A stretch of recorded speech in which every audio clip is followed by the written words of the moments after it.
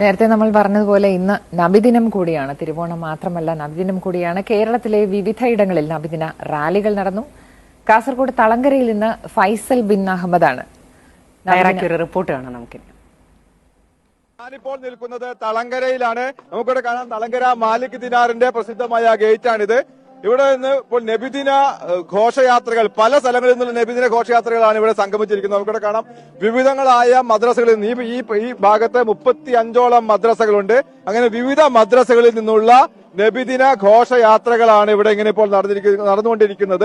അറബി മാസം തുടക്കത്തിൽ മുതൽ തന്നെ ഇത്തരത്തിൽ മൗലൂദ് പാരായണങ്ങൾ, വിവിധ പരിപാടികളൊക്കെ തുടങ്ങിയിരുന്നു. അതിന്റെ ഒരു സമാപനം എന്ന് വേണമെങ്കിൽ പറയാം ഇത്തരത്തിൽ നബിദിന ഘോഷയാത്രകൾ നടത്തുന്നത്. ഇവിടെ നമുക്ക് കാണാം ചെറിയ കുട്ടികൾ, ഉസ്താദുമാർ അടക്കമുള്ളവർ ഇങ്ങനെ ഘോഷയാത്രയിൽ പങ്കെടുക്കുന്നുണ്ട്.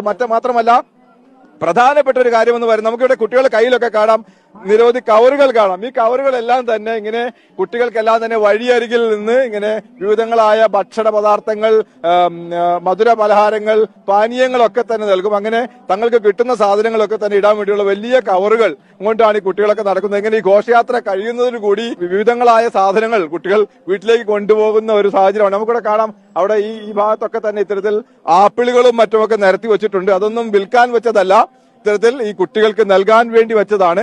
നിരവധി ആളുകളാണ് ഇവിടെ ഇപ്പോൾ ഇങ്ങനെ എത്തിക്കൊണ്ടിരിക്കുന്നത്. നബിദിന